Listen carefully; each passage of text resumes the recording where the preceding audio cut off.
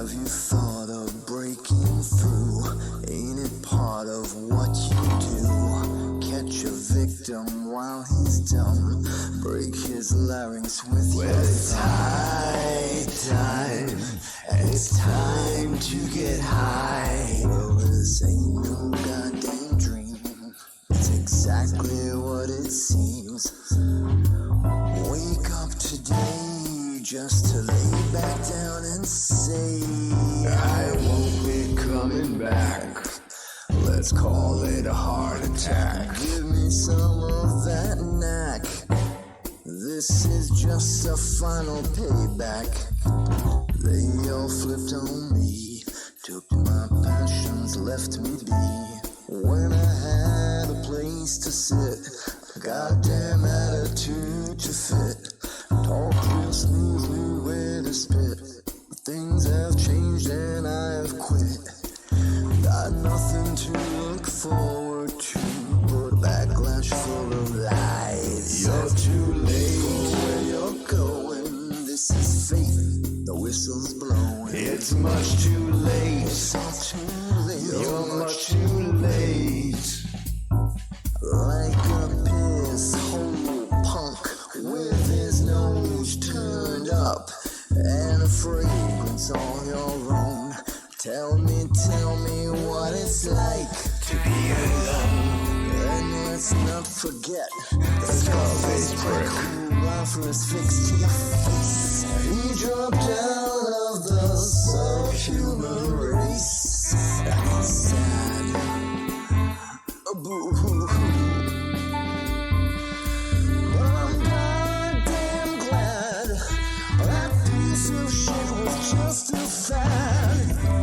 Tell me, boy, where were you? What's your story? I mean, really? Where have you?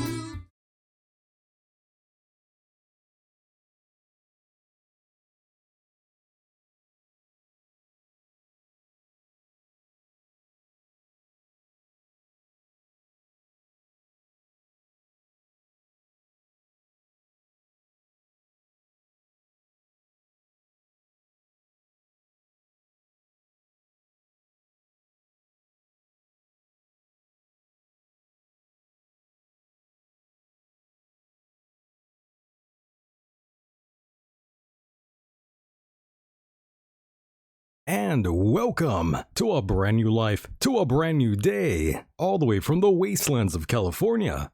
My name, in fact, is Michael, and I am a mere figment of your imagination. First-time listeners out there, thank you for being here. These are quite historical times, and this is a very different kind of show, a place where we don't feel so alone. Let us chase away the light no matter what you at home choose to believe. I do admire you for your curiosity. In a moment, Jeff Prather is in the house, live and direct. He is a retired Army officer, ex-DEA special agent, former DIA intelligence officer, turned whistleblower, and then, of course, targeted by our own government. He, of course, has his own talk show called The Prather Point. Oh, yes, and it's quite good. Quite good. Now, without further ado, let's get down to brass tacks.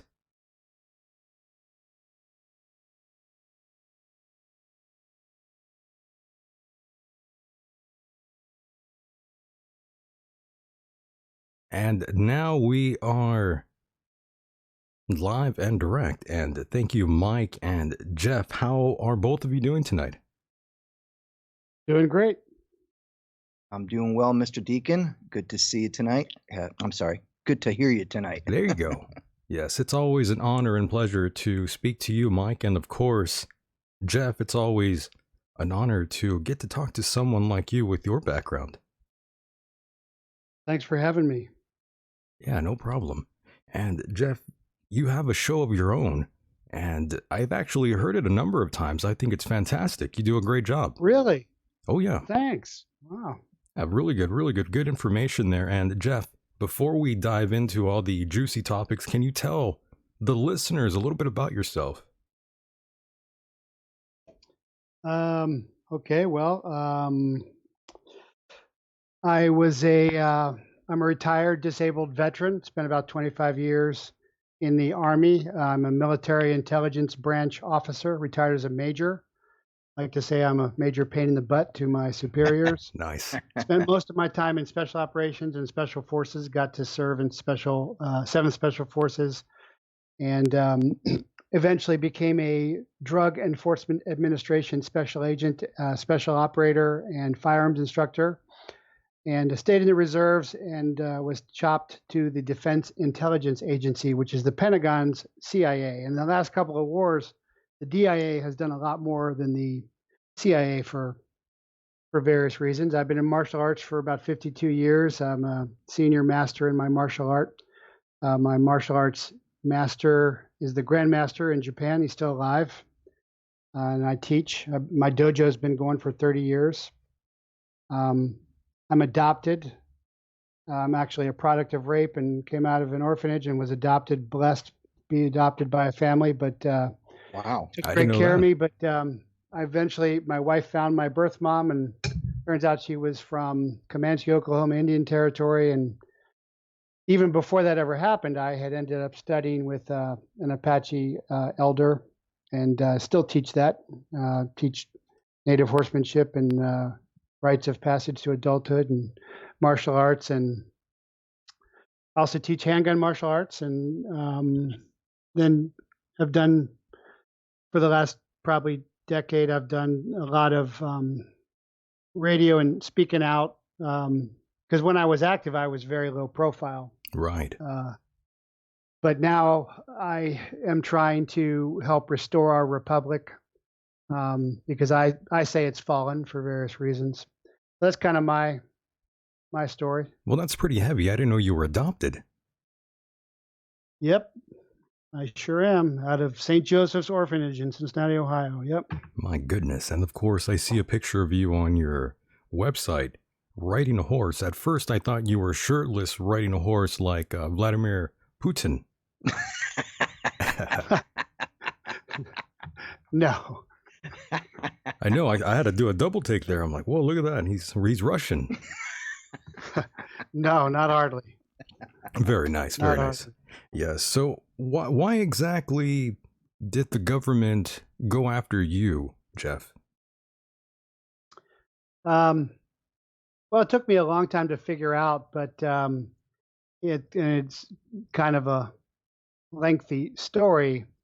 But I got commissioned in '84, and that's about the time that the CIA was running cocaine via Evergreen and bringing Contras into Arkansas, and then I ended up going into DEA. So I was on both sides of those covert operations.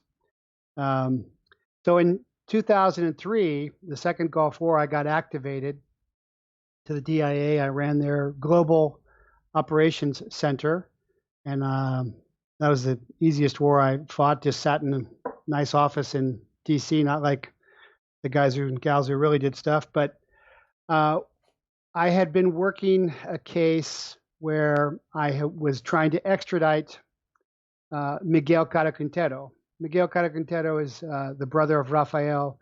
Rafael, you've probably heard, Yeah. Captured, tortured, and murdered Right. our agent Kiki Camarena. It's very famous, many stories, many movies, many books, songs. And so we were going after him to get him because he was going to be the first major Mexican cartel figure ever extradited to the U.S. Because in Mexico, they call them jails, but they're opulent. They got everything they want. You got that right. In those jails. Right. So that would have been a strategic game changer. And as I worked at the very high levels, the toughest thing, because he had been arrested in Mexico, and I have worked everywhere from the border of Arizona and Mexico, down through Mexico, down to Guatemala, Honduras, Panama, Bolivia, Chile. I've spent a lot of time as a special agent, as an intelligence officer, and as a military guy down there. But anyway, what happened was I was fighting my own government the most, and I got called into the DEA headquarters while I was active duty, and it's right across from the Pentagon.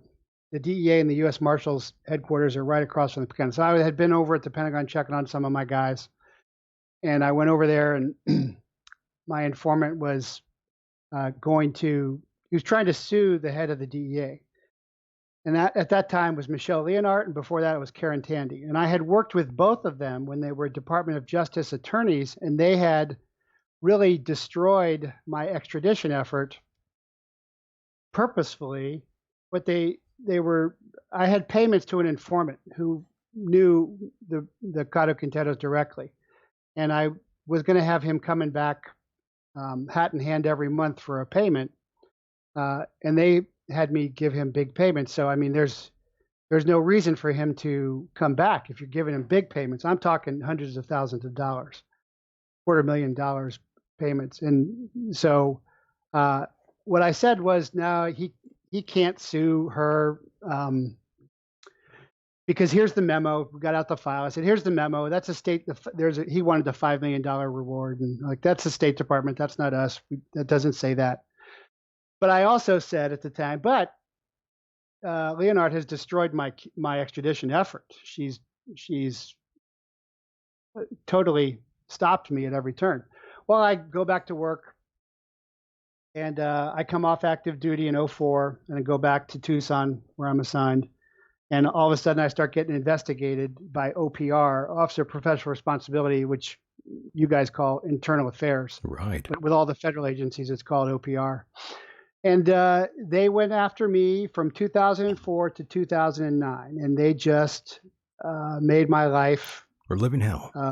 Living hell. I was getting divorced at the time, and that's one of my sins. And a lot of guys in SOCOM and DA end up getting divorced, but they did a lot of things. They contacted my kids. They leaked information. They falsified information. They contacted I can prove your, all this. They contacted your kids. Yeah, wow. And my minor kids, and they leaked information out to make me look like I was some kind of predator, rapist, cult leader. And then they moved me to New York, and they had me take psychological examinations. And in the end, though, they never charged me with anything because they couldn't. They did fire me 1 year from retirement, and without ever having given me a bad evaluation. So you're evaluated by your bosses. They're called RACs, Resident Agent in Charge, or SAC, Special Agent in Charge, for the offices you work at. So both of my boss in Tucson and my boss in New York both gave me outstanding evaluations. And my boss in Tucson actually made a complaint about the OPR investigator who was wanting him to spy on me and telling him things about me. And so it was a long time. I thought it was a rogue bad guy in the system. But at one point, they flew me from New York to LA for a week to ask me one question about my tax returns. And they were asking me for 20 years of tax returns. I'm like, well, that's not legal. I don't keep that 20. You want me to pay to get those? And then I realized there was more juice to get me there. So over the years, it was very traumatic, and I've now talked to lots of whistleblowers and lots of ATF. I forgot to mention, I was the DEA agent liaison to Tucson Alcohol, Tobacco, Firearms, ATF. So that ties into Fast and Furious. So I know the guys who carried, about Fast and Furious, right? I sure do. A lot of people are oblivious to the drugs and arms trafficking, and most people even forget the name Eric Holder. Oh, I don't. I had a lawsuit against him. But did you? An EEO suit again, because I'm also a chaplain, and although I practice Judeo-Christian natives, but I'm a chaplain. But he went after me for that. They were trying to make me out to be a David Koresh type, which was absurd.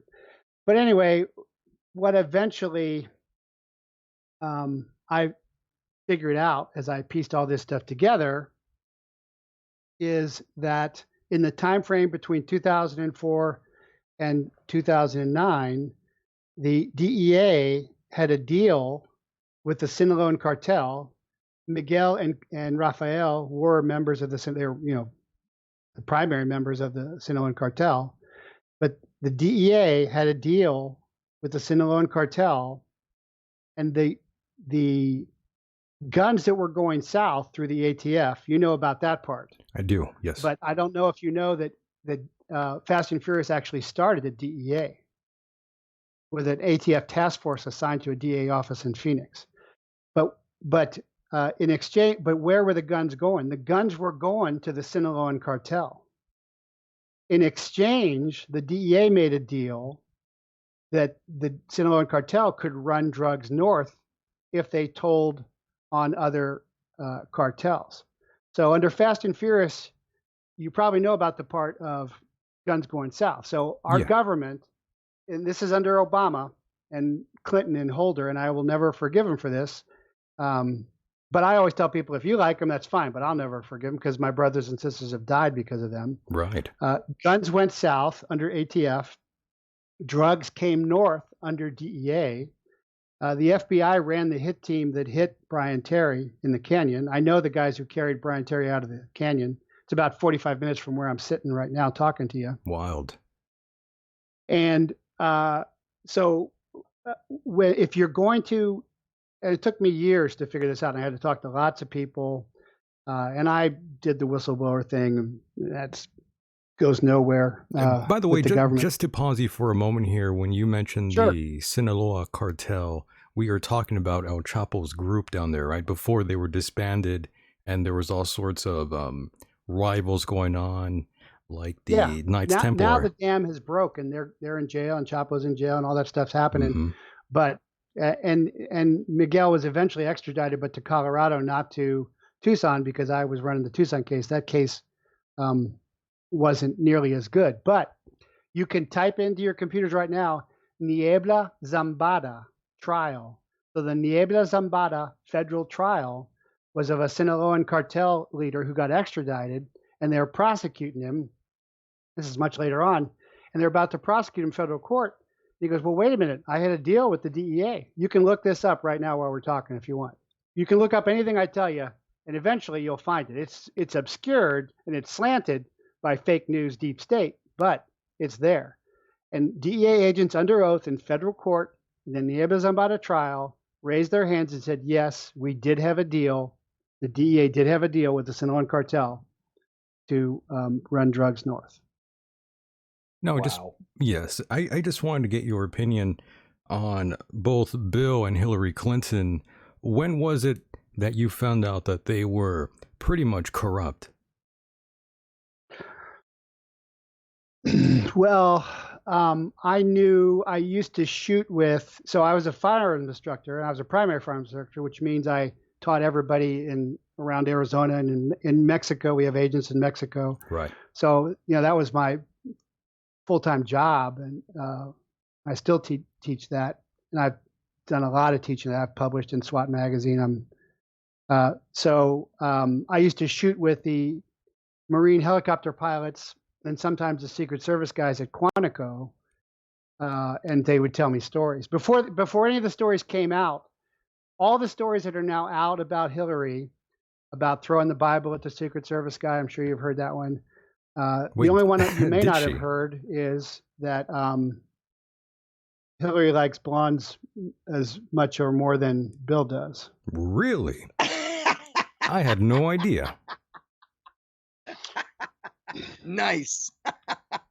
Well, I mean, who doesn't like a blonde? But again, you can look up everything I'm telling you, and if you start researching it, you can find it. I understand. My goodness. But the overall thing is, this is kind of a long story, so stop me. That's okay. So we go back to the Reagan era when I got commissioned as a second lieutenant, and the communists are coming into Nicaragua. So I spent a lot of time in Honduras on the edge of Nicaragua, maybe crossing over the line there and working with the insurgent forces. And there was a period of time when it was illegal to support them. So that's when Reagan had Poindexter take the fall for him and get Oliver North to take the fall for him, who was pardoned. We weren't doing in 7th Special Forces Group, which is my group, 2nd Battalion, 7th Special Forces. We weren't doing anything illegal. That was a big. I know, because I was in the meeting. Yes, with the general. For those that are illegal? not, yeah, for those that are not following along, we're talking about the CIA drugs for guns trade in Central America, covering some of these subjects here. And Jeff, continue. My goodness. And by the way, that was during the Obama administration, correct? No, this is way before. Reagan. This is way back. Oh, yeah, I stand corrected. We're going way back. So Oliver North, a Marine colonel in the White House trying to run a covert operation, he knows nothing about covert operations. That's special forces and intelligence work. So that was all botched. So what happens is, I'm sure you've heard of Jay Seal, and maybe you've seen the Tom Cruise movie. I've seen that, and I've also spoke to Freeway Ricky Ross. Oh, okay. Yeah, I'm So quite did familiar. you know that Jay Seal served in special forces? I did. My father actually Wow. told me So that. Yeah. Michael knows everything. I know Very about good. these. I know a lot about law enforcement, and continue. Yes. So where did they start flying the money and the Contras in? What state? Arkansas. Arkansas, right. With And our so who's bringing all boy. this stuff in? The CIA, Right. the contractor. So this is when the two little boys end up on the railroad tracks dead. Mhm. This is when I think, and I have really good contacts in Arkansas, when the Clintons started to develop their power base. I'm sure you know about the Clinton death toll. It's like at 50 or 60 or something by now. I was just going to ask you, how many bodies do you think they have stacked up between Bill and More Hillary? than we know about. My goodness. But the Arkansas State Police are not covert assassination killers. But Arkansas, if you've ever been there, I was there when I was getting inducted into the Martial Arts Hall of Fame. It's a pretty rural, pretty naive environment. And so you've got contract CIA guys coming in with Evergreen, which is the old airport up here, actually where my range is, bringing all this stuff in. And who do they liaison with? Well, they got to liaise with the governor. They got to liaise with the folks. I think this is where they develop their power base. So now jumping forward to when Obama comes into office and Clinton is Secretary of State, if you want to begin to curtail personal liberty, you must first begin to curtail personal weaponry, because personal weaponry ensures personal liberty. That's the whole Robin Hood thing, is you can hack off a limb of a tree, and in a day you can make a longbow that can take a knight with his fancy armor off his warhorse and steed he's paid all this money for at 200 yards or so. So that's the whole Robin Hood thing, is why it brings democracy. And for us, the modern longbow is personal gun ownership. And I know you own a 45, don't you? I own a few weapons, yes. I'm not sure what Mike owns out there, but I think he owns a gun too. I can neither acknowledge or not acknowledge. Well, yes, I own several weapons. Yeah, there are yes. multiple guns in this house. We're out here in Arizona. This is Gun Central. Everybody's got a gun. You need one. Grandma's got a gun out here. Yep, pretty much in Pennsylvania too. So when Hillary comes in, if you want to begin to curtail personal liberty, you start with personal weaponry. So where does Fast and Furious start? It starts in Gun Central. Warrior School, my gun training company is cool, but the old granddaddy is Gunsight up there with Colonel Cooper. And so that's where Fast and Furious starts. Yeah, and they start with gun dealers. And the ludicrous proposal is that cartel leaders are coming up to gun dealers in Tucson, in Phoenix, and in Texas too, and saying, "Hey, I need 30 full auto AR-16, M16s, and all this stuff." So I don't know whether you know this or not, but I've worked with ATF directly. Behind every gun dealer's counter is an ATF business card that if anything is at all fishy, they call their point of contact. That's the first thing they do. In fact, when the ATF was telling the gun dealers to run, they're like, I can't, this guy's a felon. He goes, no, it's okay. And I want to also say it wasn't the agents. I know John Dotson. I know Vince Cefalu, the ATF agents who blew the whistle on ATF. The special agents on the ground were great. And they said, if you do this, they prophesized ahead of time, you will have dead sheriffs and dead Border Patrol agents. They actually predicted this would happen. And and a lot of them paid. John Dotson's the only one that didn't get fired. And they went through a lot of hell too on this too. Oh my. And so that was the beginning of how this happened. And Fast and Furious was, of course, a covert international gun running operation. But Benghazi was also a covert international gun running operation. And Syria was a covert international gun running operation. And ironically, we're still fighting with them in Syria. We are, but we stopped spending $100 million per fighter. And Trump stopped that. Right. And Jeff, I got to quickly ask you here, why on earth are the Clintons still not behind bars? That was my next question. Everybody asks me that. And you can ask any intel guy or military guy or law enforcement guy. If we had done 1/100th of what she's done, we'd all be in jail. Right. And that's exactly why I say our republic has fallen, is we don't have a republic. And, folks, we're not a democracy. The founders hated democracy. That's tyranny in the majority. We're supposed to be a republic. And, just like Rome was a republic, and now we have the Rome nobility, and the Clintons are in the Rome nobility. And the reason they're not is because this goes now to the whole Mueller investigation. And a lot of people, Dan Bongino, who was a Secret Service agent, and Tony Schaefer. Do you know who Tony Schaefer is? No, I know the first one, Bongino. Okay. Well, Bongino, he was a Secret Service 1811. I was a DA 1811. But Tony Schaefer, we worked for the same boss at DIA. And so this is where the deep state comes in to play. And this is where the phony investigation of Hillary took place. And then, so this is really good. So when Comey comes out and says, well, we've done the investigation, but we don't think the case is good enough to present to the Attorney General. So we're not going to present the Hillary case to the Attorney General. So all of us, and of course there's the tarmac right here in Phoenix with Bill and Holder 2.0, the female, I can't think of her name right now. You guys remember? She was the Attorney General, the Black Attorney General after Holder. I know who you're talking about. Her name escapes me as well. Yeah, the name's in my head. Lynch?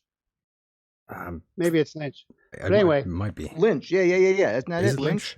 So the conversations have come out now that they were talking about this stuff, which is totally illegal to do. But so when I was a DEA agent, I'd be the duty agent.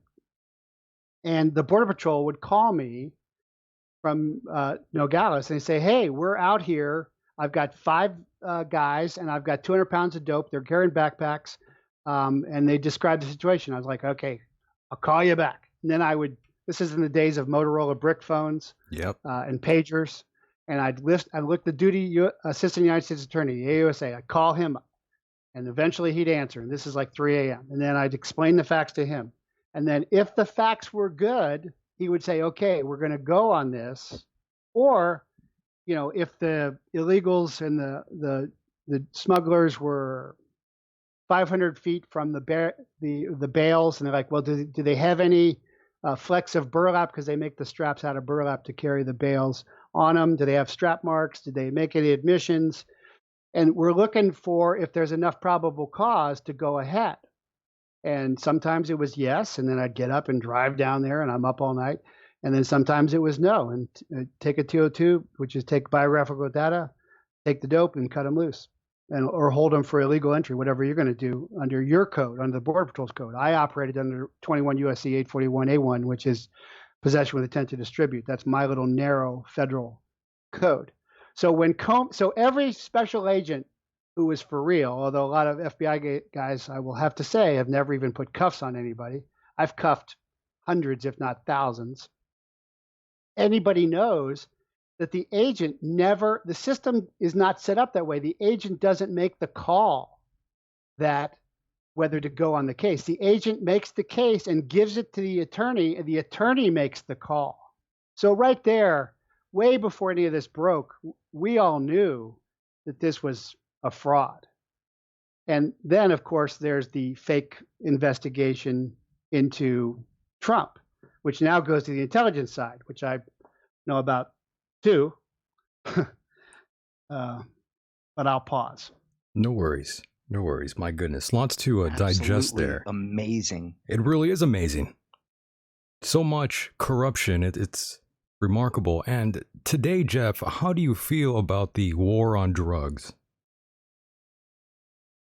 There is no war.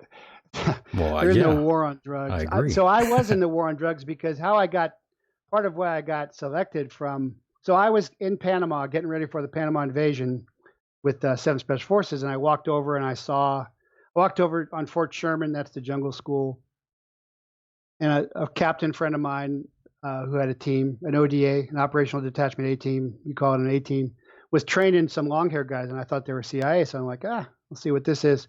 It was DEA guys for SNOCAP, and I eventually went Special Operations SNOCAP and became a SNOCAP Special Operator. That's kind of like clear and present danger, where you go down and you work with, except ours was overt, not covert. In the movie, it's covert. You work with host nation law enforcement and military, and sometimes they're both, to interdict cocaine labs. So I ended up doing that too. So I did lots of tours first as a military guy, and then as a law enforcement guy, and then as an intelligence guy, all through Central America. So at that time, I was dual credentialed. I had my DOD, DIA credentials rather. Well, I had my DOD military credentials, and then I had my DEA credentials. So I could do a lot of different things. And so that's when the military was into counter drug. And they got out of it. And the CIA was into it too. But the problem with that is that you want to prosecute eventually, because the way our government looks at it is it's a crime, and you don't want to expose intelligence sources and methods with evidence for court. You have to expose everything in a criminal proceeding. So eventually, and of course, then you got the CIA running cocaine into black neighborhoods to support Contras, which is again fact. You can look that up. So there is no war on drugs. I think there's a war on drugs starting because Trump has just had the Joint Chiefs of Staff come out there and say, hey, if the cartels try and do something right now during this, what is really a biowarfare attack, we will react harshly. And the problem when you have Border Patrol guys and even DEA guys on the border doing this stuff is they're up against professional, former paramilitary and former intelligence sources. They're outgunned. They don't operate under the same rules. And it is as far as I'm concerned, you could put the military on the border. That's not posse comitatus violation. They're talking about keeping people out of the country. I hope that answers your question. It did. Definitely. And of course, now that you've mentioned the COVID-19 CCP virus that's going around, which is what it really is it true that George Soros is connected to Wuhan? Is he a big spender there? Did you listen to my last show? I might have. Yeah, yeah, it is. It is. In 2010, Soros started investing in a company called Wuxi Pharmatext, and he had announced plans to build a $100 million R&D center in, wait for it, Wuhan. Mm. Now, the public is being told that Wuhan is where the wet market is. There's lots of wet markets, and they're Right. bad because you got different species, wild and domestic, on top of each other, pooping on each other, and then blooding and all that. But I think I have given a high probability of intelligence estimate through presenting a lot of evidence. I don't know if you heard the show where I was actually reading from the FBI affidavit about arresting Lieber and the Chinese guys with the vials in their socks and all that stuff. Yeah, I heard about that. Or you may have even done a show on it. I don't know, but I didn't hear about that. you didn't hear about that. Explain to So, him. What's with this? These vials in their socks? What's that about? so again, in 2010, Soros invested in Wuxi Pharmatext. It's now changed its name to Wuxi, WUXI, Wuxi Aptech.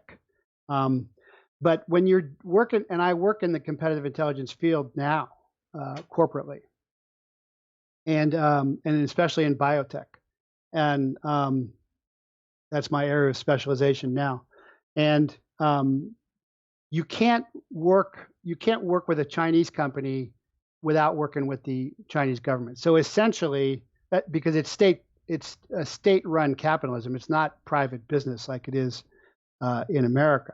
Right. So that's the dot that connects Soros and all these left-wing groups, the Antifa and all that stuff that Soros is funding, to Wuhan, which is where Wuhan is significant because you probably know that's where the BioLevel 4 lab is, the most high level, supposedly the most secure biowarfare lab that they have. That's the highest level. There's a 5, but they only have a 4. I don't know if did you know that? Correct. And of course, I have known about this being played with the genome going back to 2007. Yeah, you are very well informed. So on another show, I read from the Journal of Infectious Diseases. I don't know if I even have that. Let's see here. Yeah, Antiviral Research Journal, Volume 16, April 2020. You got it. The spike lysoprotein of the new coronavirus 2019-nCoV contains a furin-like cleavage site absent in CoV of the same clade. So what that means in English is this thing's been modified. Right. So it's probably been CRISPR'd.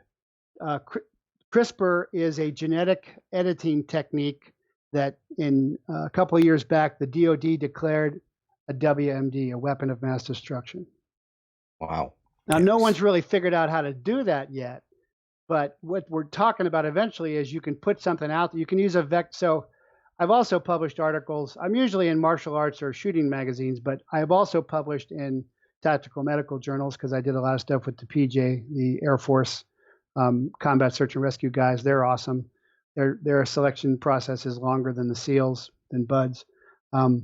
But you do an NBC, a nuclear, biological, chemical. Of those three, and radiological, of those three, biological is totally the scariest. And when you start getting into vectors like this, so technically you could, gene edit something through CRISPR that would only target certain populations. And we're seeing some of that with COVID-19. My goodness. And of course, you've been staying coronavirus free out there, as I imagine. Is the family okay? Everyone in your family is also coronavirus free, right, Jeff? Oh, bless your heart. Yes, they are. And that's good. I'm like, got a lot of surgeries, a lot of replacement parts. And so I'm very vulnerable. So I have to be I get calls every day. Are you okay? I got a lot of people checking on me every day. I'm doing very well. Thanks for asking. Bless your heart. Good, good. But I'm glad but you're let's okay. go. So let's just real quick. So can I say something else? The floor is Go, yours, go, man. go. Go. Okay. Yeah, you're good. So at the same time, at that war of my last war, 0304, Second Gulf War, we win the conventional war in like 3 weeks because we know that the press is going to turn against us. It starts with the Tet Offensive in Vietnam in '68 when Walter Cronkite decides to lie to the public, America's face of the news, and says that the Tet Offensive is a great defeat for America. It's a total defeat for the NVA, and we won every battle in Vietnam. But it's presented the opposite because he decided that's the beginning of fake news as far as far as I know. So the Chinese, and then we get into the insurgency war, and there's 3 of us military intelligence guys at DIA, and and we have special forces backgrounds, and we're trying to tell the chain of command that the conventional war is over, and it's an unconventional war, it's an insurgency war, and you can't fight. If you fight a conventional war the way you fight an unconventional war, you're doing everything the enemy wants you to do. And nobody wanted to hear that until Gant tells Petraeus. Gant was a special forces colonel who eventually told Petraeus, hey, it's an insurgency war. By that time, we lost a lot of guys and gals and money, and we changed. But during that time, everybody watches each other fight war. So there were 2 Chinese officers over there watching us fight, and they watched us win this conventional war in 3 weeks. And they wrote a paper, and it's called Unrestricted Warfare. And they said nobody can take the U.S. on head on. And, some people think Japan, little Japan, ISIS, Al Qaeda, some people think they can. Well, that's not even true. Japan was the last one. ISIS and Al Qaeda, they never went head to head because they knew that. But China says we're never going to take them on head to head. We're going to develop a doctrine called unrestricted warfare. What's that mean? That means we're going to infiltrate their economy. So everything's made in China. We're going to infiltrate their media. So even the great movie Midway, which is really realistic, is partially funded by the Chinese because the Chinese are our allies for the mission to bomb Japan. I'm forgetting the guy's name at this famous mission. You guys know what I'm talking about? No, not me. Explain to us. So if you look at Netflix and films, it's all Chinese funded. Our economy is Chinese funded. All this is going on because it's unrestricted warfare. They don't want to destroy us. They don't want to invade us. They just want to control us. Why? Because we're a market to them. So Trump begins to open up North Korea. I was stationed in South Korea. The opening up that Trump did is historic. It's unbelievable. No one's ever seen anything like it. Absolutely. If that happens and they stop eating grass and each other and they start to develop some livelihoods and some factories, that builds the middle class in China. And it's already building.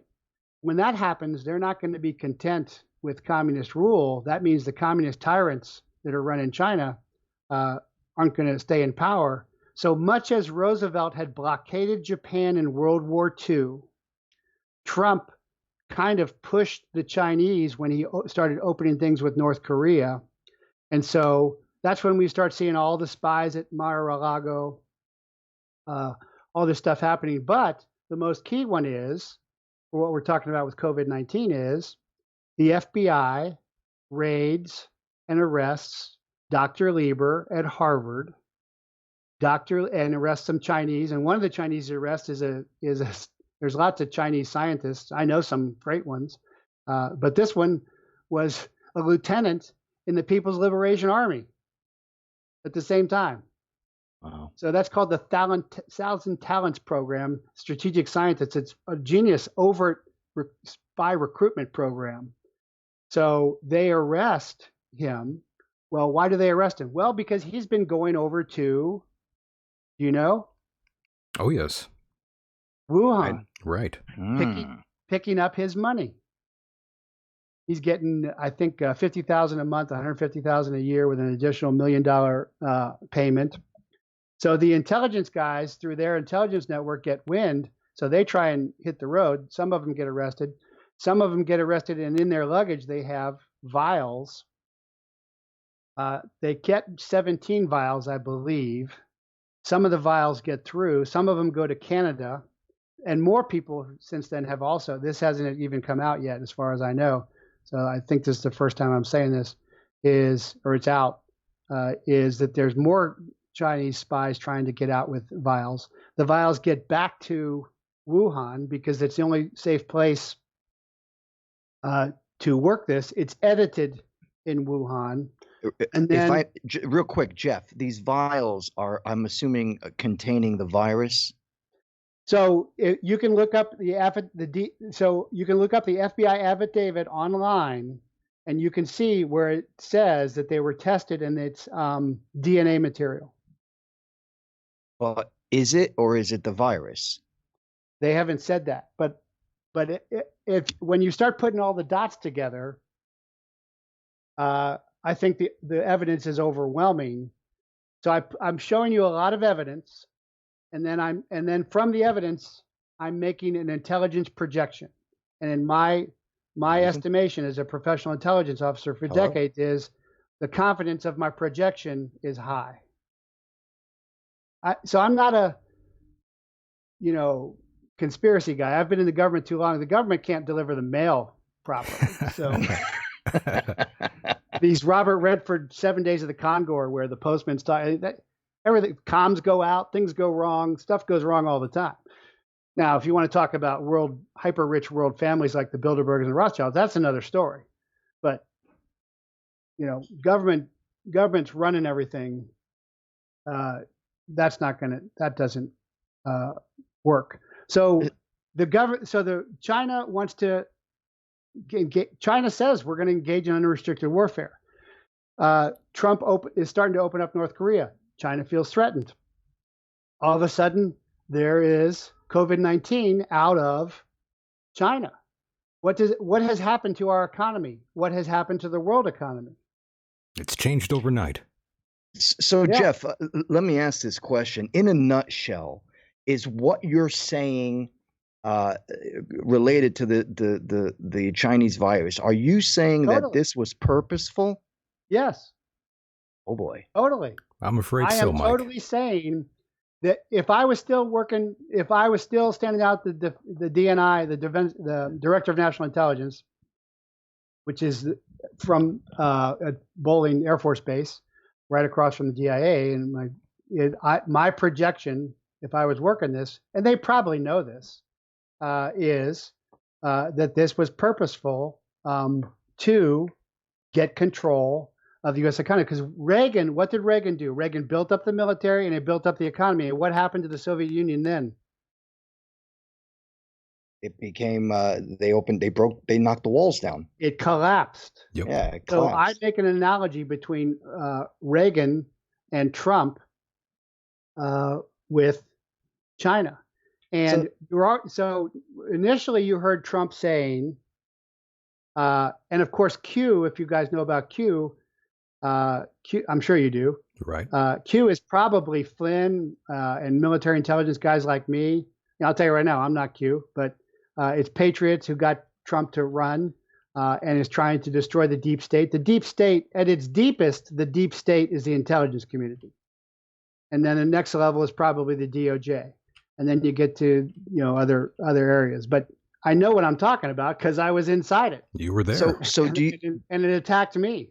So do you think, in your professional opinion, do you believe that our government is firmly aware of this and is not saying anything? Yes. Well, Mike, that's the thing. I was going to ask Jeff here about the intelligence reports warning the government about this sort of virus that has been let loose. And of course, it's ironic because the intelligence were also multiple intelligence agencies out there were informing the U.S. government about a terroristic attack on 9/11. Well, before 9/11, and it was ignored as well. I mean, I think it's kind of ironic, really. Well, Yeah, I you're right. remember all that. So Tony Schaefer, the guy I mentioned to you with Dan Bongino, he data mined Osama.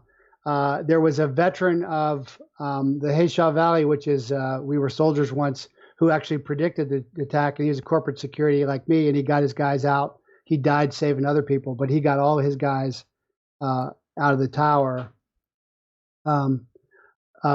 But yeah, I think they know, and I don't think they want to say anything because then it's really World War III, and really we are kind of in World War III. It's an unrestricted economic war that has taken over the whole war.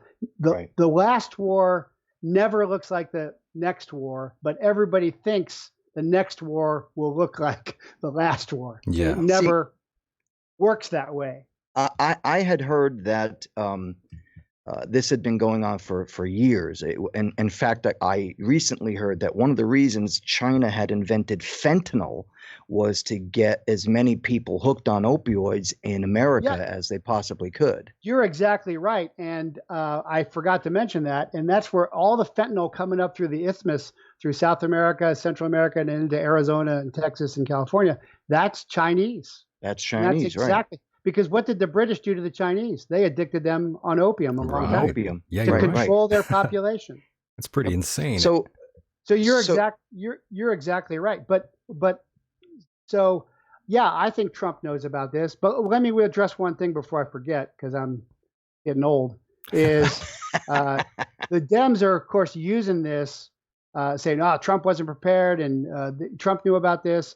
So the Defense Intelligence, my old agency, the DIA, Defense Intelligence Agency, has what's called the National Center for Medical Intelligence inside it. We have all kinds of intelligence. I was in UMINT, Human Intelligence, spies. But there's IMINT, there's Imagery Intelligence, there's MASINT, that's Military Intelligence. There's all kinds of, and there's medical intelligence. And the medical intelligence colonel who runs that center just came out and said, what ABC News said is a lie. They did not have a report or memo going forward telling them about this. Now, it may be there. So the president, when he wants, gets a daily intelligence brief. He can have it, and I know because when I was at the DIA, I helped put together the early bird for the commander of the DIA, and that's the militaries that we take all the military services, we put it together, and we go give that to the White House intelligence coordinator, and then that goes into a package along with CIA, NSA, and everybody else. There's 17 different agents. There's way too many, but the point is, I'm familiar with. When I was on active duty, I saw what POTUS saw. Every day. So POTUS has an option. He can be briefed by his intelligence guy. He can just have the book, or he can decline both. Obama, by the way, declined both most of the time. Amazing. So I think that Trump knows. And at first you heard him saying the Chinese virus and saying all that. And then he stopped. And I really noticed when he stopped. And I'm like, something has happened. And I talked about this. And then he came out and said, well, China has now agreed to buy $250 billion worth of our agricultural products. Right. So that was a China while don't ago. like our rice, especially. Wasn't that a while ago? Yeah, that was just a while ago. But that was the change. That's when it changed. And what he's also doing now, he's saying, hey, we're bringing our manufacturing abilities up, and we're starting to manufacture PPE, which is personal protective equipment, to other countries. So what's happening now is, and Tom Cotton, Senator Tom Cotton, who is a veteran, he's an awesome veteran, and now he's a senator. There's a lot of cool vets coming into office, real guys, as opposed to politicians. I like that. Yeah. And he's saying, he wrote a great book called Sacred Duty. It's about the Tomb of the Unknown. It's awesome. But anyway, what he's doing, it looks like to me, is he's bringing manufacturing back to the United States. And Trump. I can guarantee you, as long as Trump's in office, we will never, ever rely on China again. And how couldn't you? I'm sorry, I got to say this. And excuse me, Michael, I know you're about to say something. This is what burns me up about the government and the politicians of this country. Okay. And it's been going on for years since after Reagan. And how can this happen to a country where we're supposed to be Americans? It's supposed to be a country of opportunity and freedom. How can politicians be involved in such underlying scumbaggery, if you will, Right. and let things like this happen? It blows my mind. So they've sold us out. So I was an intelligence officer and I was a DA special agent. I ran informants in both ways. I ran intelligence informants and I ran law enforcement informants. And there's procedures for doing all that. So you always want to get the highest you can is who you want to have as now they call them confidential sources. They used to call them confidential informants, but I guess that wasn't politically correct enough. But you want to get the placement as high as you can, right? Right. Right. So like in customs and ICE, there was an agent that the cartels brought in. She was moving right up and she gave the cartels everything. That's what I said before. She was a professional intelligence professional who was brought in to federal law enforcement, went up the chain because they're counterintelligence. They don't really understand I mean, if you shouldn't have any doubts at this point, looking at FBI counterintelligence with Peter Strzok, having an affair and texting messages. This is the head of FBI counterintelligence. Yeah. It's a joke. It is. And it's a total joke. That's not how you do. The CIA and the DIA and the NSA, we know how to do counterintelligence. The FBI and law enforcement, they have no clue how to do counterintelligence. But very true. Hillary has a server in her bathroom basement, right? It's intercepted by 5 hostile intelligence services, but the first one, the closest one, is in Fairfax, and it's a storefront for the Chinese. My goodness! What the hell? The plot just thickens. What the hell? Well, you can look up everything I'm telling you. So in the intelligence business, guys, we call that espionage. We sure so do. What am Damn I saying? right. I'm saying that Hillary Clinton was a witting agent for the China. And so where did her money go to? Where does all her money come from? Where does it go? Clinton Foundation. Yeah, she basically launders it through that, doesn't she? Is that and right to not say? Not well, because Bill keeps. But the FBI has flown into Arkansas and taken out plane loads of documents. Now, I'm waiting on Durham, just like you guys are. I'm waiting on Durham. That's all I can say. And of course, Jeff, I just wanted to mention that we do have a caller right now. I'm not sure who it is, but let's take this call quickly here. This is an interesting segue, Michael. It's Frank. Yeah, did you have a question hi, there? Mike. Hello, Frank. Thanks for calling in. What's your question, buddy? What do you got? Hey, so the segue is I'm waiting on Durham too. So there was something released tonight. I was wondering if Mr. Prather can maybe. There's a couple of questions I had for him, but the first one, since he brought up Durham's name, there's some documents out there. I guess some subpoenas have been issued tonight. Do you know anything about that? No, I haven't seen them issued tonight.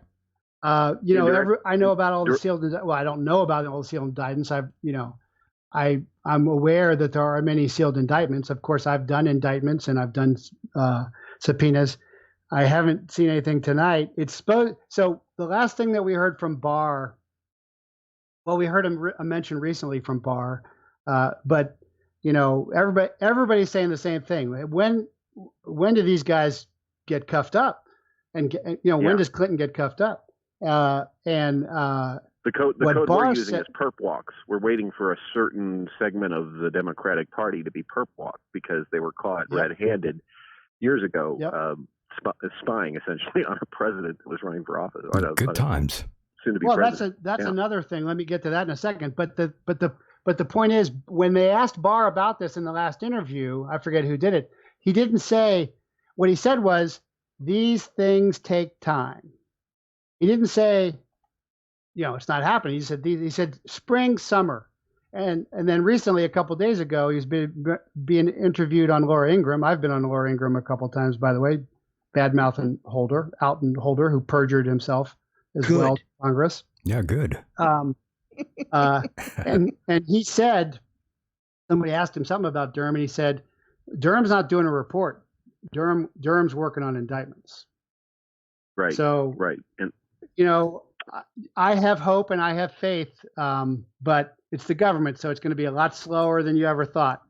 As People ask me usual. all the so time, slow that it might fade into the background at some point. We don't want to let anything like that happen. That's why I wanted to bring up a couple of names and see about your background. By the way, it's a great pleasure to talk with you. Thank you for accepting the time here. And I wanted to know if you know the name Ezra Cohen Watnick. yeah, I know that name, but I can't place it right now. Who's National that? Security Council. And he was protected from being let go very early in the Trump administration, so he's still there. Does that ring a bell? Vaguely. Okay. Well, and Was the he reason I bring it up is because AUSA you seem to have a lot of good ties to movers and shakers in the D.C. area, besides just the ones that were screwing around with the gun running that you blew the whistle on. But well, I didn't running, initially I didn't hear the blow name brought up. I was late to that party, but I did figure out that. Anyway, go ahead. Well, he's been pretty pivotal in sending out a lot of impressive communications. In fact, recently he was taking credit for a year foresight on this current operation in Venezuela. I was wondering if you could go into any detail in connection to Ezra Cohen Watnick. Specifically, the question is, do you know about the invasion of Venezuela that's going on right now? No, sure don't. Invasion of Venezuela. Well, it ties back to what Barr is doing, because he's going after. Yeah. No, okay, yeah. No, Maduro. It's not an invasion of Venezuela. That's so. Yeah. So the of course, you know, for all the Bernie Sanders guys who want socialism, you know, look at Venezuela. And I've worked in Caracas. I've worked Venezuela. Nice people, great people. Now their country's falling apart. They had great oil. And so all the communist guerrillas like the FARC in Colombia, and another great patriotic people that are dying for their country, is all those communist movements then go into bed with the cartels, and they're very different, but they use each other just like the terrorists use each other. I mean, you can look at my book Chase. It's an ebook online as well. It's a fictional story, but it could be true. And Barr is enforcing that. Barr also has a China initiative, by the way. And so the military can be involved, just like 7th Group has been involved in fighting the FARC in Colombia forever. So I don't think it's an invasion. It's more of a blockade and cartel. Well, they've got a quarantine. $15 million bounty on Maduro as it stands right now. So I think it's more. I wasn't aware of that. It's just a police action to essentially take him into custody.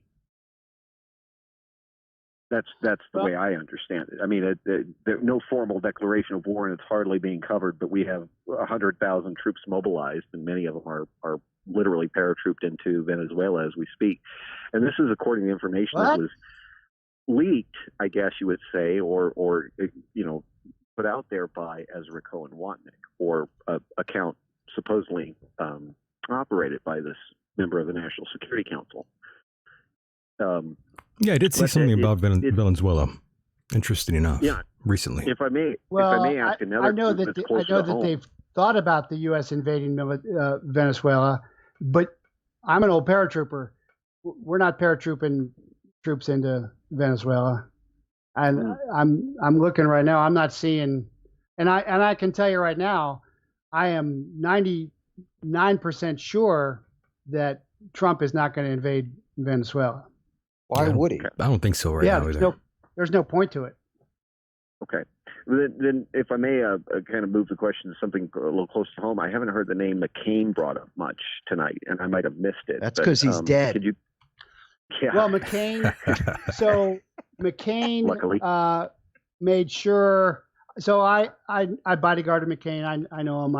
I respect his service and his POW status, but he was certainly the worst of the rhinos. He's the guy who brought the Steele dossier over. The Steele dossier by Dan Bongino has been, and lots of other guys better than me have been, just destroyed completely. discredited. And what really It's a comic happened, book. and when Tony We were talking Schaefer, about fiction earlier. again, my Fiction. colleague at DIA, was that the Russians used the Democrats to distribute their fiction. Of course, every country uses the liberals and the Democrats to get their points across to us. That's what they use. They use the liberals and the Democrats. So you guys are really smart and you're really aware of your country. But let me ask you a question: is the opening line of the Mueller report true or false? Oh, remind us. What was the opening line? So that the Russians hacked the DNC. Oh, Right. Is this a trick question? No. Well, I can get right to the point that that was Seth Rich who put that on a thumb drive and then fell on some bullets outside of a bar somewhere. Exactly. Exactly. He just happened and the to. FBI just admitted that they're investigating Seth Rich. But Just the happened to opening get shot. line of the Mueller report says the Mueller report is total fiction as well.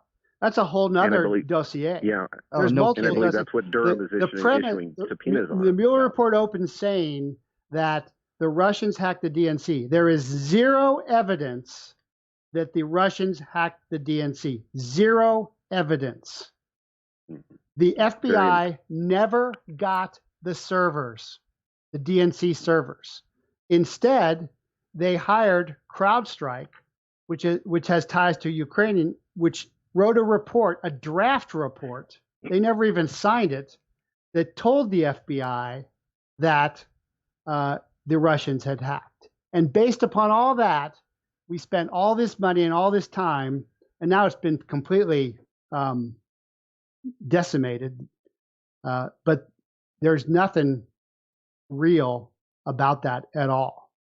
No, and I agree. And I think it's been shown, like it's almost like there's two competing realities out there. There's one being held up by just insane Democrats that it has no rooting in reality at all. There's no evidence to support it, but it's their belief. It's a gaslighting strategy. And you know why that is? It's their religion. It's their faith. Yeah. You know why that is, Frank? Because the left is at the point where it just hates the president. It will not acknowledge anything that he does that may be good, whether you like him or not.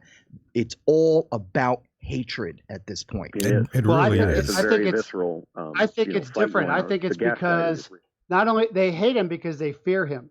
Right. Remember what he said, I'll lock you up. And the crowd's chanting, hundreds of thousands. Lock her up. Hell yeah. And I was one of them. 4 years later, and we're still waiting for that purpose. To be honest with all of you out there, I've never voted for a Democrat, and I don't think I ever will, to be honest. How can you? For the record. I tell everybody, almost every show we do, Jeff, just so you know, for 26 years, I was a politically correct liberal Democrat. Now, mind you, I never destroyed people's property. I never punched veterans in the face. I never burned the flag. I was a musician. I took out my anger with I was a young punk rocker. I had my issues with the government, but never once did I disrespect this country. My father served in the Navy, went back in the Korean War. I have many relatives who are part of fire department, police department, military background. So I was never a jerk about being politically correct or liberal or a Democrat. But at this point, when Hussein Obama became president, I truly felt that this country had fallen, and I completely changed my status and my political status. I'm no longer a Democrat. I think you're right, Mike. Well, I saw it in a big way, and this would be another good question for Mr. Prather. Is it has to do with the Obama birth certificate? But it was almost like it looked almost like here's an operation to completely destroy America by slipping in a test tube CIA baby and getting him into power, and he's an absolutely illegitimate CIA test tube baby with a man for a wife, and all that evidence that didn't a famous sheriff in near your town prove that? Yeah, Arpaio. Right, I know Prather? Arpaio. Arpaio was a DA SAC before he was. Yeah, I know him. He's fearless, but and he did forensically prove that the birth certificate was phony. It's pretty easy to see the real one. Unbelievable. I don't know. Unbelievable. I've heard the stuff about Michelle. I don't know if that's true or not, and Michael, I it can't was speak to Michael. what I don't know. Michael Obama. I'd like to Yeah. think it is. She's known as Big Mike. She's known as Big Mike to the Secret Service. Ask Dan Bongino about it. Big Mama But, Michelle. Okay. Yeah. And one last question, and I'm so sorry to keep going on like this, but you're a wealth of knowledge about a lot of this stuff, and I think you're in a really good spot if you're up there in Phoenix. Have you come across the name Austin Steinbart at all? Nope. Okay, I'd really recommend you writing it down, and I'm going to recommend to Michael that he pass along my contact information to you if you want to follow up, because it's worth looking into. It's a very important name right now, and it has to do with DIA, Defense Intelligence. And I see. He's identifying himself as a federal agent in the Defense Intelligence Agency in Q, and has been arrested by the FBI. Oh yeah, no, I do know. Yeah, I know who this guy is. Yeah, he's not for real. Okay, Yeah. Well, I wanted to get your impression on that. So thank you very much for covering the topics with me. And guys, thank you so much for letting me butt into the show. I'll get back to listening. Okay. Thank No you, worries. Frank. Take care, Frank. Yeah. Good to So hear Stay from safe. you. just let me, put out that you can go to jeffreyprather.com and pick up my shows too, and I'll be on live Sunday. That's right. As well. Although mostly I'll be talking as a chaplain. I must be talking about the Shroud of Turin and the Sudarium of Oviedo, but talk about some of this usually. But for Sunday, I'll be talking about that. But this Austin guy. So Q uses those channels so that he can be anonymous on the deep web, dark web. And there's been a lot of issues with that. And some people are thinking right now that that Q's not even talking anymore. I mean, that it may not be real. A lot of the stuff has been real, but for Q guys, you still have to do your part. Q, trust the plan. No plan's going to go perfectly. There is a lot to Q. I'll say that. But this whole thing about the COVID-19 was a cover for rescuing children. Yeah, and, I don't buy that. I don't buy that at all. And now is there plenty of child crimes? Of course. With this whole crowd. Oh yeah. Oh yeah. I've seen some. Yeah, I live by the border, stuff. so I know all about that, Jeff. Yeah, we just arrested Border Patrol here. Just arrested a convicted child criminal trying to get back in. I know too much And of about course, it. It's sickening. Hillary's right-hand girl was Abedin. Her husband Wiener was Oh gosh. convicted. Of course, Bill, and there's plenty of that. And notice how we also never hear anything about Epstein anymore. Yep. Or Las Vegas. Or Las Vegas. Yeah. Yeah. What do you think about Las Vegas? Do you think you're talking about the shooting, right? Yeah. What, in a nutshell, what are your comments about that? Was that planned? Because I've heard some conspiracies about that. Yeah. Yes, it was totally planned, and I can tell you, and I know plenty of snipers, and I'm quite good with as a firearms instructor. I graduated from the Special Forces Special Operations Tactics course in 1988. Not one guy could have done all that, and the precision of shooting, the range of fire and everything, there was more than one guy. And there's testimony to that effect. And why? Why did it happen? What's your thoughts on why it happened? Well, I don't know, but it looks like it was either a terrorist attack or a Saudi intel hit. That's what I'm thinking. On somebody in the crowd. But it's like that Tom Cruise movie where the Jack Reacher, where you kill a lot of people to cover up killing one person.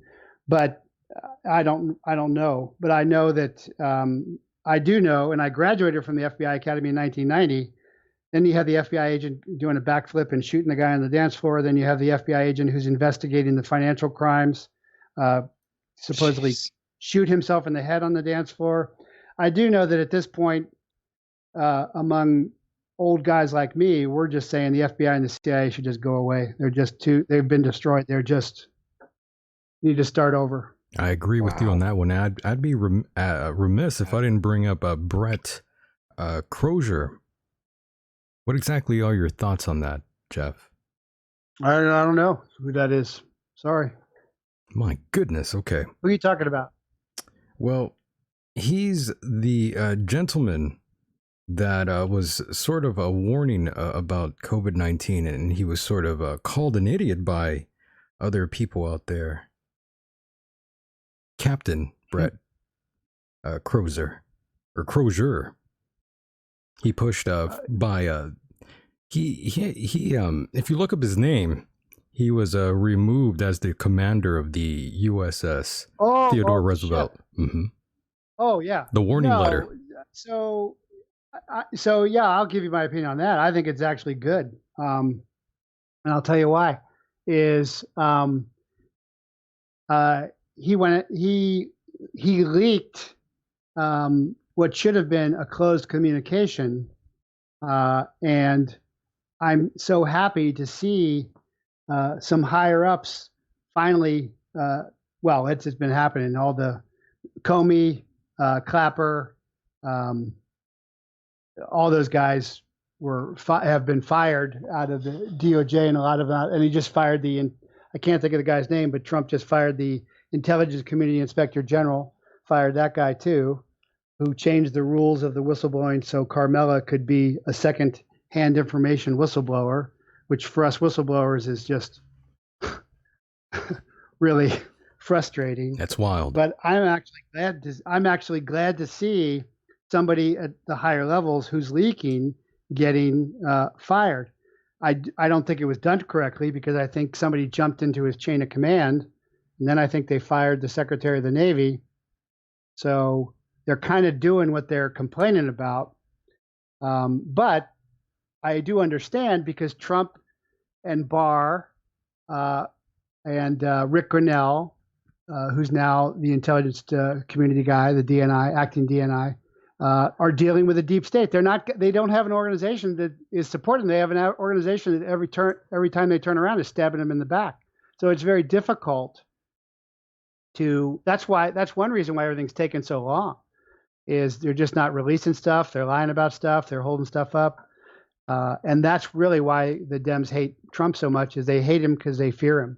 My goodness. Because if he has his way, like he said that in the campaign, they'd all go to jail.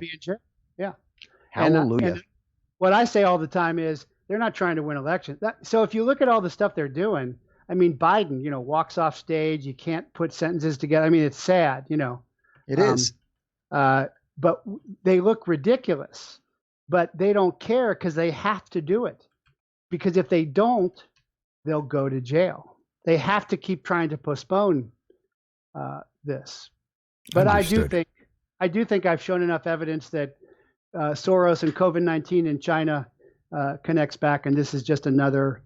Trish Reagan on Fox, and Fox isn't very good anymore, but she was saying that Dems are trying to impeach Trump through coronavirus, and Fox canned her immediately. I saw that. Jesus I can't even watch Christ. Fox, to be honest with you. And it's not like I'm going to be on the red eye on Fox anytime, so I could bury Fox News all day. I can't stand Fox or any other Really? or any other media platform these days anymore. I mean, the only one I could barely stomach now is RT, and that's kind of even embarrassing to admit. Well, guys, I know where you're coming from, Michael. I know what you mean. Yeah. Because it's hard to accept what's going on in the media. It is absolutely, it's incredible. And before, I got to say one thing. I'm sure you have plenty of questions, Michael. So I wanted to ask, I had about 3 important questions I wanted to ask our guest here. And I wanted to make sure if you had something to ask, you want to go first, or shall I just ask these questions? Well, I got a few 2 little audio clips I wanted to play, Jeff, before we let him go. But go ahead, Mike. Right on. All right, so I'll make this quick. Jeff, I would really like to ask you a couple of important questions here that I've written down. The first being, with this crisis that is taking place in the United States right now, how do you feel this will affect simple Americans and what our future will look like? And how can we as Americans be safe and careful? So it's kind of a 3-part question, but there you have it. after this quarantine, this social distancing, things are never going to go back to the way they were. First of all, as long as Trump's in office, he's going to get us off of relying on China. American manufacturing is already starting to come back. You got GM, and when GM was too slow, Trump DPA'd he Defense Production Act their butt. That's very similar to what Reagan did with the air traffic controllers. Is they struck, he fired them. So we're never going to go back to the way it is. A lot of stuff is going to be much more family oriented, much more homeschooling, much more remote working. But I also think that that the economy is going to come back. And because a lot of manufacturing that's overseas is now going to begin to come back here.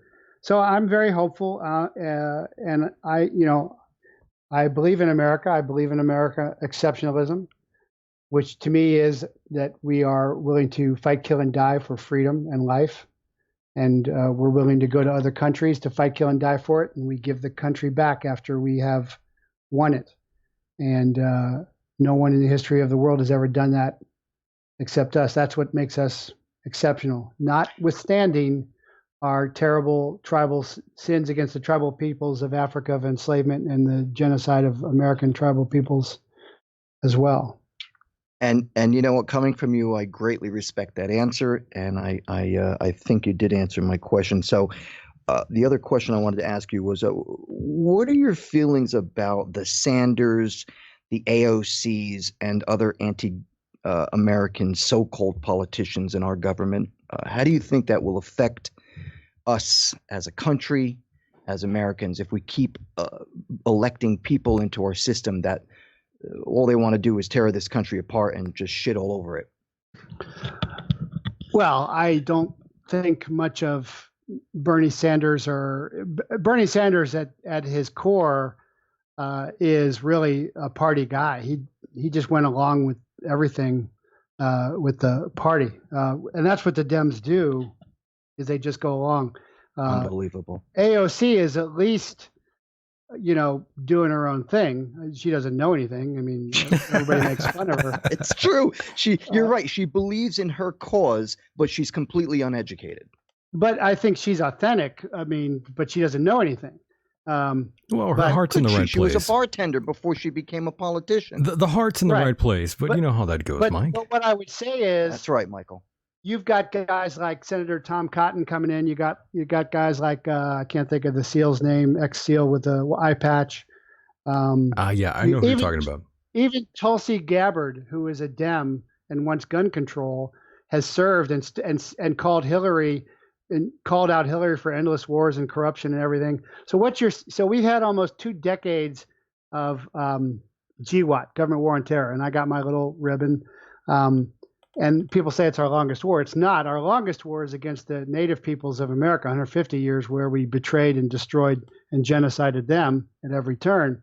But the point is that after 2 decades, our military is better than it's ever been.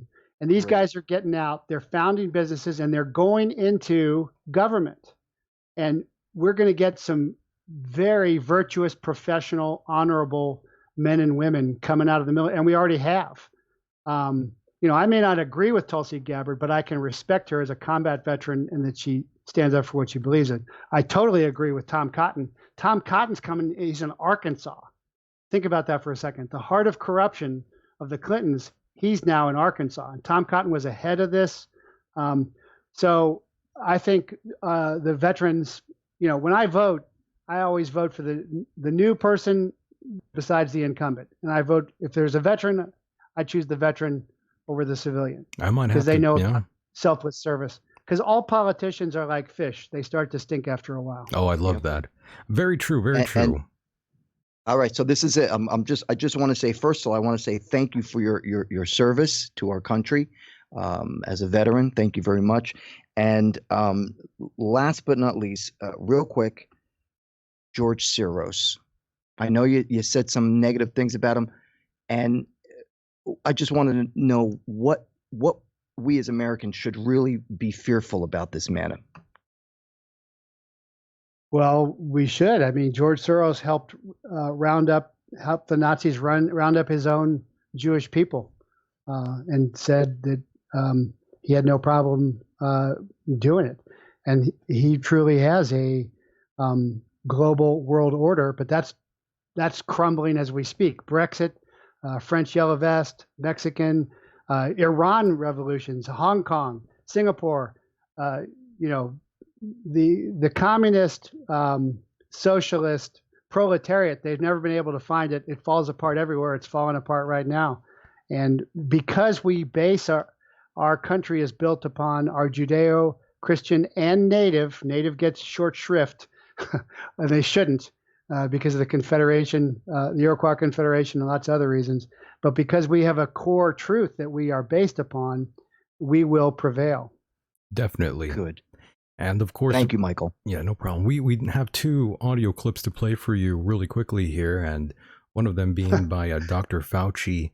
And he agrees with you, Jeff. He also believes that things are not going to come back to normal. And how can they come back to normal? Let's run that audio clip really quickly here. To normal means acting like there never was a coronavirus problem. I don't think that's going to happen until we do have a situation where you can completely protect the population. But when we say getting back to normal, we mean something very different from what we're going through right now. Because right now we are in a very intense mitigation. When we get back to normal, we will go back gradually to the point where we can function as a society. But you're absolutely right. I mean, if you want to get to pre-coronavirus, that might not ever happen in the sense of the fact that the threat is there. But I believe with the therapies that will be coming online and with the fact that I feel confident that over a period of time we will get a good vaccine, that we will never have to get back to where we are right back now. So if that means getting back to normal, then we'll get back to normal.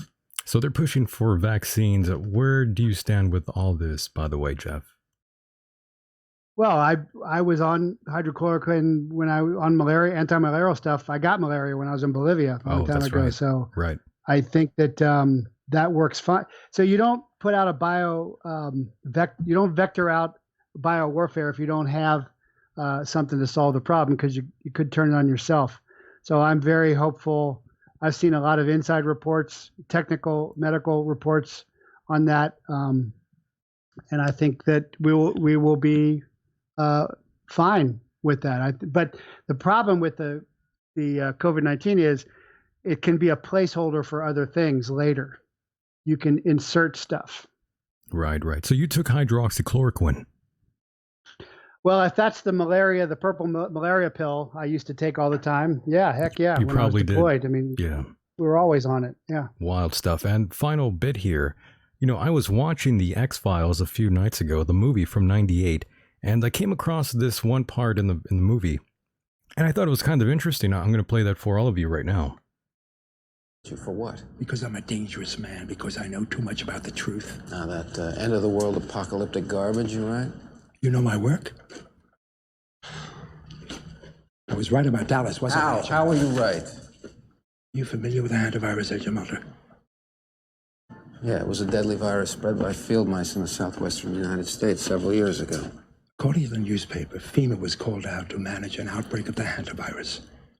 You familiar with what the Federal Emergency Management Agency's real power is? FEMA allows the White House to suspend constitutional government upon declaration of a national emergency. Think about that. What is an agency with such broad sweeping power doing managing a small viral outbreak in suburban Texas? You're saying it wasn't such a small outbreak? No. I'm saying it wasn't the hantavirus. Well, what was it?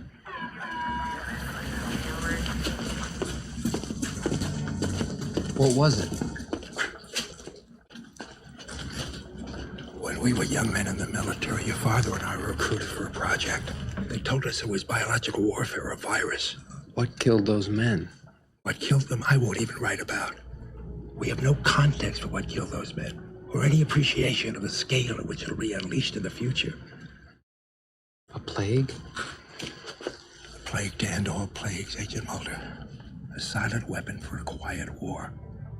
The systematic release of an indiscriminate organism for which the men who will bring it on still have no cure. They've been working on this for 50 years. While the rest of the world have been fighting crooks and commies, these men have been secretly negotiating a planned Armageddon. Negotiating with whom? I think you know. So I'm watching this, and all of a sudden that comes on, and I say, holy shit. That was pretty weird. Yeah. Well, strange. I mean, I've known guys from the 1st Earth Battalion and some of that, but I don't think that people normally use biowarfare that they don't have antidotes to. And there were, just think about all the movies about nuclear war. Think about the great movie Failsafe. Right. Actually, mutually assured destruction worked. We are the only nation to wage nuclear war on Japan, Hiroshima, and Nagasaki, but those are thriving cities now. So I'm very hopeful, and I have a lot of faith. I think we're going to return to our origins better and grow together better. I'm with you on that. Go ahead, Mike. I'm sorry, real quick. Jeff, how does a person like yourself, I respect the answers you've given us and our listeners.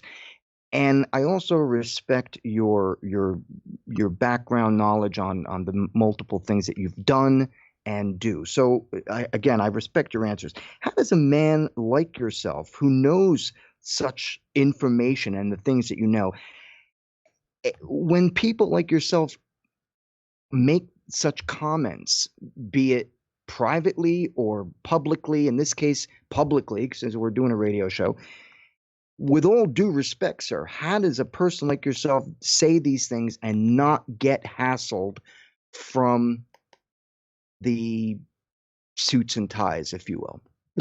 I have been. What are you talking about? He has been, okay, right. So, all right. So you'll have to excuse me. I don't know that part of your history. And maybe some of our listeners don't as well. So I'm assuming you've had threats? Well, I'm actually pretty high-levelly competent with all firearms and hand-to-hand and counter surveillance, but I've just been, like I said, they created a whole leaking campaign of lies about me out there. So that's when I predict all this stuff, is when I predict what they're going to do next. Like, people ask me, well, how'd you know? I'm like, well, they did it to me. So it's just killing the messenger. Is to stop the message, they try and denigrate the messenger, and that's just standard. They do it with everybody. Yes. And if you start to look at the patterns, you'll see it.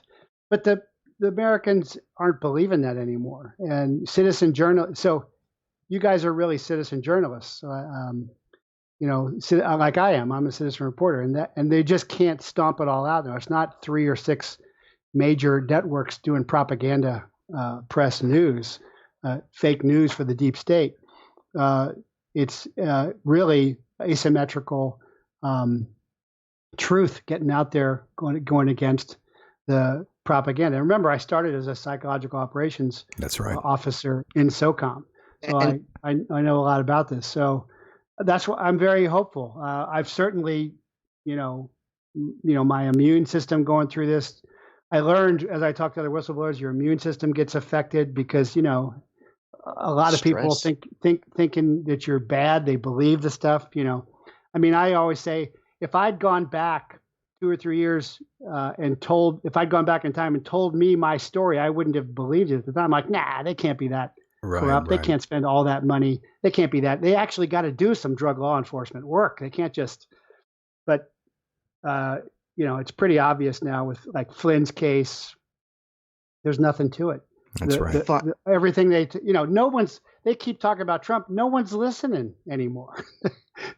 They're just listening to themselves. That's true. And just to follow up, do you think that we will ever get to a point where we can put these people who are really screwing things up behind bars? And when I say those people who are screwing things up, those are the people who are doing things behind closed doors. You think we'll ever? You do? And here's the reason, is because, so they probably started out saying, just politics. But think about if you were Trump, because I know how they've come after me, and they've come after Trump even worse. I know, how hard it's been on me, and I know how hard it's been on other guys. This is a zero-sum game.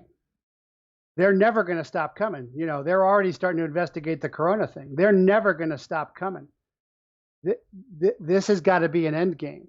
These guys got to go down. When you say that, and they're going to go down legally too. Trump is not going to do any more deep state crap. That's the whole problem. Is doing that. It's got to be done correctly, and that's very slow and time-consuming and frustrating. Right. Well, thank you so much, Jeffrey, for being a part of the program. I know we have gone over the time limit here, and I don't want to take up too much of your time. I do really appreciate you being here on the program, and we thank you sincerely for all the time and dedication you spent, and of course, all the ongoing harassment from our own government, ironically enough. And put in a good word to Dan Bongino to come on our show. That's true. Well, thanks for having me, guys. If you want to hear more, you go to jeffreyprather.com. Thank you so much. Thanks for what you guys are doing. Thank you, my friend. I love this guy, Michael. I love him. He's a good man. God bless, guys. God bless. Take care, Jeff. Take care. And wow. That was Jeffrey Prather. Thank you so much, all of you out there, for hanging out with us here on another very special edition of the Michael Decon program. And my goodness, Mike, I'm at a loss of words tonight. Unbelievable. Michael, that is, I love this guy.